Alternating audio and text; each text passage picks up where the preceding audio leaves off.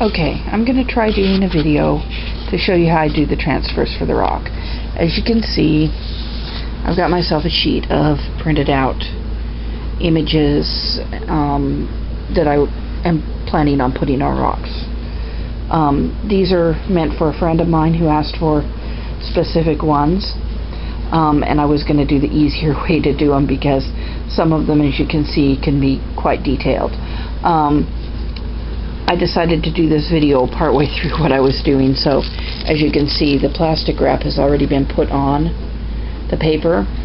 But for that first step, all you have to do is take your plastic wrap, which looks like this.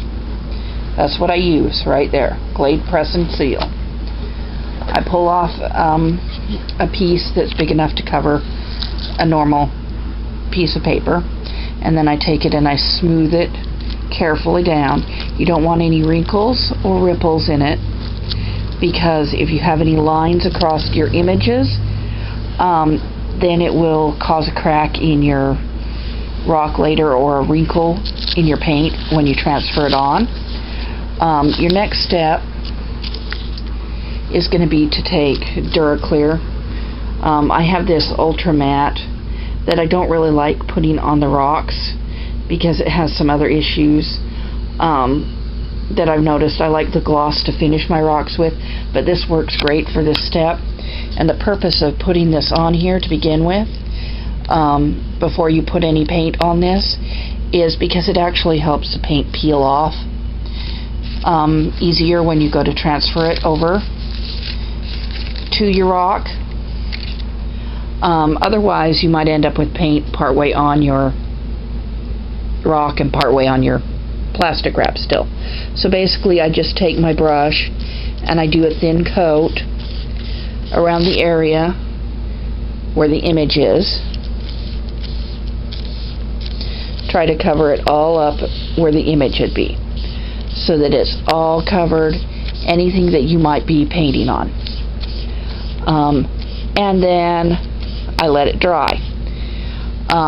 Once it's completely dry, I do another coat, possibly two, because I want to have a good base on here before I actually start painting, so that I'm guaranteed that the rock is going to peel properly. The image is going to peel, up and stay on the rock a lot easier. And I've just found that because the DuraClear has polyurethane, which is a type of plastic, it basically puts a plastic that's peeling away from the plastic wrap, and the glue holds it onto the rock. This is why sometimes if you see a damaged rock, it'll look like parts of it had peeled up. It's because paint actually sticks to the polyurethane and it'll peel up. But that's the general idea. I'm going to attach another video to this showing the process further once the process of getting the DuraClear down is done, and then we'll move on to the painting process. Okay, I'm actually waiting for DuraClear to dry, but I was thinking about part of the process that you might need to know is how to reverse the image to print it. As you can see, I've got quite a few images here that I might want to use. I'm just going to click on one real quick, let you see what it is. Okay, this is something that I would do for a Doctor Who rock. I would actually probably freehand this. This is just to give me an idea, but if I was actually going to use this for a transfer, I would actually open this by right-clicking and opening it with paint. Paint is sufficient to do what you need to do to flip this, because all you have to do is go up to where it says rotate here and then flip horizontally, and as you can see, all of the words become backwards. And then from there you can either save the image as a reverse image, or you can just print it out straight from here, and then you have your image that's backwards, because you always want to work with a reverse image or a mirror image when you're doing the transfers. Okay, I'm back. Now the DuraClear that was painted on the transfer sheet is dry. It's time to start outlining or doing the details on your work. In this case, I usually just use a very fine tip brush with my black, because most of your outlines are going to be in black. You want to do the outlines first, because when you flip it over and glue it on,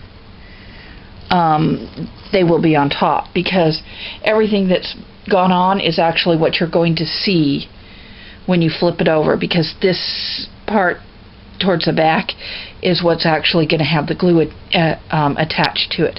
So let me go ahead and do the outlines, and then I'll be right back with you to show you the rest. Okay, now as you can see, the I'm Just a Fat Unicorn has been completely outlined and all the details have been done.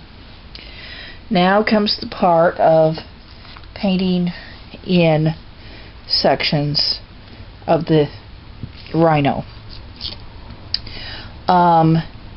When you're doing this, if your outlines are dry, which mine are, you can actually paint over the black lines, because even if you cover them, when you flip it over and glue it onto your rock, it will be there and you will see those outlines. And it makes it much easier, because you don't have to work immense details on it. You can just cover everything in your outline. It helps to have a reference drawing up on your computer or a tablet or whatever, if you got the image online, or to have a secondary copy of your sketch at hand, so that you can see the details as you work, even if you're covering them up. Yeah, it's just for your reference and to help you. I'm going to stop this again and finish painting this up, and then we will go from there. Okay, as you can see, it's completely painted now, and there's not much detail that you can see on it, and that's because all of the detail is underneath the paint. But trust me, when you flip it over, you'll see all the detail, because that'll be on the top, and it'll be the portion that you peel off later. You have to wait for it to completely dry. This is really important, because if you try to glue it on while it's still wet, you'll slip and you'll smear your paint. So wait till it's completely and totally dry. Don't be afraid to use 2 or 3 coats of paint in this step of painting it, because you want it to actually not bleed through, the rock to bleed through. This particular one I used quite a bit of paint, but you have to do it in layers, basically, so that it'll dry each time. So put like a layer of your gray on, and then let it dry, and then another layer, and once it's completely dry, we'll glue it on the rock. Okay, while we're waiting for the image to dry, let's talk a little bit about rock selection for transfers. For transfers, you want rocks that are as smooth as possible. The beauty of transfers is, if you look at your image here, okay, you've got to have a rock that's going to be large enough for this, and this is a pretty good size image. These 4 rocks here, any of them would work. It's just a matter of how much you want to mold the image around curves. I am probably going to go with this one, because it is relatively smooth and will cover most of the surface of the image with very little curvature on it. This one would have been probably my next choice, just because it is, even though it looks a little rougher, it actually is smoother than it looks. One of the reasons why I don't want to use this one, and this is just a personal preference, is because it's kind of roundish and more massive. I like them being more flat. This one would have been ideal, because if you look at how flat it is and how small it is on the width, I love rocks like that, especially if I'm painting. So that one's probably going to get saved for just painting, because I hate to paint around curves. That's why I came up with the idea of the transfers to begin with, is because I hated to paint part of the image around a curve. And in this case, I can bend it around a curve and it works just as well. But I'm going to stop again here, and we will continue waiting for this to dry, and once it's dry I'll show you how to glue it on. Okay, I'm back. By now the transfer image is completely dry. In this case I had a little malfunction with the camera, so we're going to go back and I'll take you through the steps. This was flat on here, pressed on here. You slowly peel it off. You have to be careful during this step because you don't want to crack your paint. I cut around it with a pair of scissors because I'm just doing the one image. Now, as you can see, this is the image that you can see. This is what's going to go flat against the rock. This is what's actually going to show on the rock.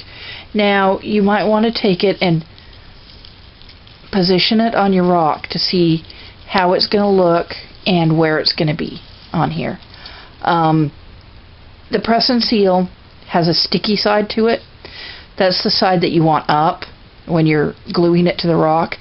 I'm warning you, it will want to stick to your fingers too, so it can make gluing it down a little more problematic. It's a process that you have to learn to deal with. Once you figure it out, it's not so hard. Usually you don't want to push down, you want to stroke it, and I'll show you what I mean when we get to that point. But as you can see, that would be an almost perfect rock right there. So I'm going to put it down here for a minute while I put the glue on the surface of my rock. The glue I use, nothing special, nothing fancy. You can use Elmer's or you can use any off-brand. Washable or non-washable, it doesn't really matter. The washable can leave a sticky residue when you go to seal, so you have to seal very carefully with it.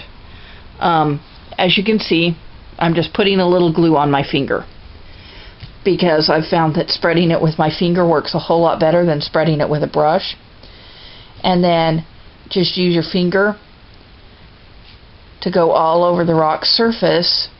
It doesn't take a lot of glue to do this, but you want enough so that it's completely coated and doesn't dry as you're and doesn't dry up as you are spreading it around. So you want it to be able to stay wet enough while you're spreading it around. And my rock wants to turn a little on me. It's going to be very tacky and feel tacky by the time you're ready to put your transfer on. Now, the glory of the transfer is that it will go around corners and fit your curves and hug them. Now you want to start in the center, push it down in the center, and then slowly brush or stroke it towards the edges. If you don't have enough glue on an edge, you can add a little glue, because I don't think I've got quite enough right here. So what I would do is just pull it back just a teeny bit. And you have to do this fast, because if you let it sit too long before you do this, then it's going to be starting to dry, and there's a possibility that you'll have part of your transfer come off already. But, okay, so I just put a little bit of extra glue there. Now I'm going to smooth everything down. That wanted to curl a little, so I'm going to flip it back out so that I can get it smooth. Because you want this as smooth as possible. You want all the wrinkles out. You don't necessarily want the whole transfer glued down, because if you see right here, I've got a little edge that's not glued down completely. That's great, actually, because you're going to have to be able to have something to grab hold of to peel it off once it's dry. You want to sit here and smooth and basically stroke and push the thing around until you get all the air bubbles out. Because if you have any air bubbles under it, it's going to cause a problem when you go to pull it off. And in this case, I may actually have to pull it up a little bit to get this one air bubble out that's right here. So I'm going to pull it up just a little, and then I'm going to smooth it down again. And that got rid of the air bubble that I was feeling and seeing there. There's a little wrinkle there in the corner, so I tugged up on that just a little and then smoothed it out. And you can actually move this quite a bit until it gets to a certain stage. When it gets to a certain stage, you won't be able to move it anymore without damaging your image. Now, as you can see, that actually looks like a rock that you could actually seal. And I mean, that's pretty much what it's going to look like when it's done. But now is the hard part. You got to let it dry. And usually I let them sit overnight. So I'm going to sit this aside so that I don't mess with it, because I do not wait patiently. I like to sit and fuss and fidget at it. And there's been more than a few touch-ups that I've had to do because I've wanted to take the plastic wrap off way too soon. But I'll come back with this in the morning after it's sat overnight, and I'll show you the rest of the process. Okay, I'm back. This should be dry now. Forgive me because I didn't want to set up the tripod again. But we're to the point where we can start peeling the rock off. Or the transfer off the rock, I should say.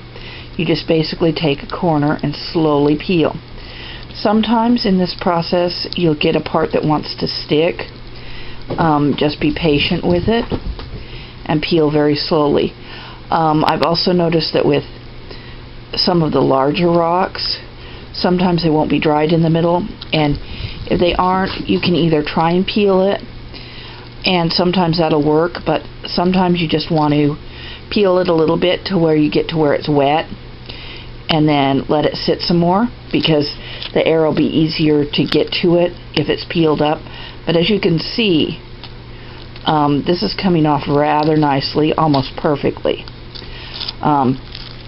If you look at the piece of plastic wrap that we just took off, there's only one little spot right there that didn't come off properly. But this is the rock,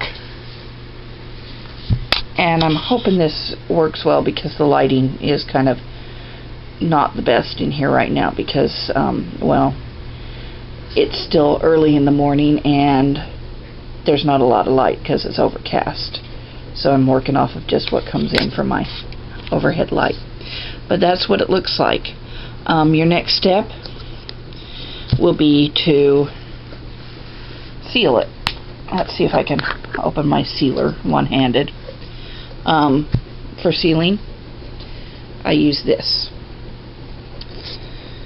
Duraclear is really hard to come by recently. But yeah. Okay, so when you seal, there's an important tip you want to do with this. You want to work from the inside of your image out, because here along the edges where there was just glue and no image is going to be a little tacky, and you don't want to go across your image with that, so it's best to start from the inside out and drag it down, because then this stuff down here that's tacky, when it gets in contact with your sealer, is never gonna touch your image, because if you actually touch your image with that, you can end up pulling up your image. But basically you just cover the whole rock in a thin layer of Duraclear, like I'm doing here, the whole front of the rock. Like I said, be careful around the edges where there was glue and no image. It takes a little extra care on those spots, but you can see I'm not too I don't know, perfectionist when it comes to the coating of the Duraclear, just enough so that it gets around there, and cover up your edges where the glue was, because it'll help when you put on a second coat. Basically, you're finished. This rock doesn't have anything written on the back of it at this point in time, which I'll do before I finish sealing the back side of it. This one's going out to a friend of mine, so she requested this particularly. I may make a couple to put out there to hide because I like this design. Normally this design I probably would have done freehand because it's a rather simple design, but I was thinking about doing a video tutorial, so I had printed this up with some of the other rocks that are a little more complicated, like the Harry Potter ones that I'm getting ready to make. But that's it, and hopefully this will help y'all, and good luck with your rock painting. Okay, we're back with the rock. One more thing I wanted to mention is you noticed how there was just a little tiny bit of paint that stayed on the transfer sheet, the plastic wrap. I didn't even decide to touch it up because it didn't really make a difference. If you had a larger section, you can actually touch it up either before or after you put your DuraClear on. I usually do my touch-ups after the first layer of DuraClear is on there, for the simple fact that it makes it easier to paint on, and then I do 2 more coats of DuraClear over it.